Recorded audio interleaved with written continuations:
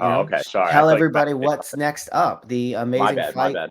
No, no worries. The amazing fight of Josh Parisian versus Jamal Pogues, and I think this is Jamal Pogues' third fight associated with the UFC, but first fight actually in the UFC, getting decision victories on the Contender Series twice before he was finally let in, and it was really really emotional for him when he, I could tell Dana White when he was trying to decide if he should let him in after this second fight.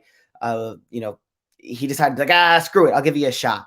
And they're really throwing him a bone against a guy like Josh Parisian, who's been known to gas out, especially like in the latter minutes of the first round. The fight against Parker Porter really comes to mind. Jamal Pogues, to talk about it a little bit, like historically on his first fight in with the Contender Series, he let's see if I can find it here. Yeah, he went out against Marcos Brigagao, who was undefeated at the time, and Brigagao was kind of outmatched on the feet, definitely outmatched on the ground. I think 7 takedowns were landed by Pogues, but he was able to get the takedown, land a little bit of damage. Eventually, they got back to their feet, and then he would just go for the takedown again. And Pogues was just relentless with that takedown. I don't know if he's going to be able to take down Josh Parisian quite as easily, especially considering the second time around in the Contender Series, he didn't attempt really a single takedown, or I think he attempted 2 or 3, but didn't get him against a very tired Paulo Renato Jr. That was more of a boxing match, in which case I think it was something like Jamal Pogues only went to the head. He landed a lot of jabs, maybe a couple hooks here and there, but not too many combinations until the very end of the fight. And it just looked like Jamal Pogues was either I'm going to go with the takedowns or I'm going to go with the stand up and the boxing. I think if he mixes it in, he definitely has all of the intangibles to get it done here. But I'm just concerned that he's going to be too one dimensional and lack some of that fight IQ. But what I will say about Jamal Pogues is he's very coachable in the ring, and that's what we've seen lately, especially on the Contender Series fights. Is that when they say, "Hey, do this, hey, do that, you do this," he listens very well to his corner, and I think that's going to aid him in this fight against Josh Parisian, who's definitely bigger. It's important to remember that Jamal Pogues weighs in at 248, doesn't cut any weight at all, and is just that like Parker Porter style heavy guy. But if he thinned out, got on a plan and worked out, like he's much bigger than this picture makes him look. And not bigger in the positive way, kind of fat. I think if he got on a diet plan and really took this seriously, he could be a 205er for sure. At only 6'3", he's not a traditional heavyweight, and Senko went into that a bunch on both of his Contender Series fights.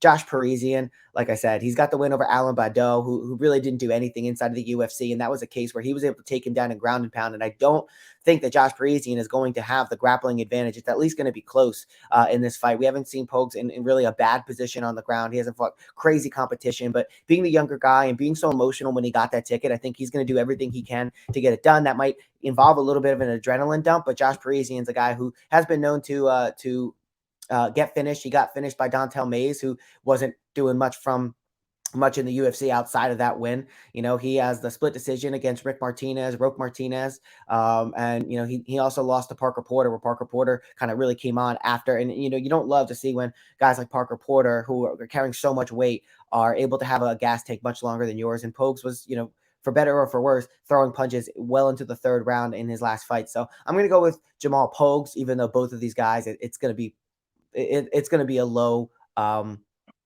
low quality MMA fight. Yeah, that's a great way to put it. Yeah, I think it really comes down to two things, and you made really great points. So just to piggyback off that a little bit, it comes down to two things. Is Josh Parisian does have decent knockout power. He has 11 knockout wins. So does Jamal Pogues come into this, follow his game plan, land takedowns? If he can do that, he'll tire out Josh Parisian. You got to make this, a little bit of a tough match for Parisian and tire him out, and then really turn on the gas at the third round. Josh Parisian, on the other hand, could knock out Jamal Pogues, who's new, fresh faced.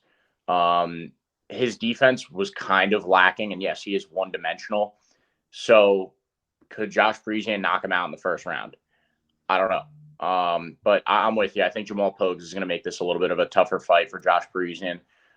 He is on, it is his debut, and we know that historically guys making their debut tend to struggle a little bit.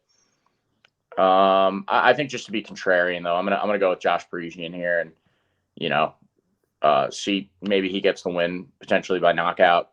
Against a new guy, fresh faced, not the best defense, very coachable, but he's coachable when he goes back to his corner, especially. And It's probably louder in the contender series than it is like in the Apex.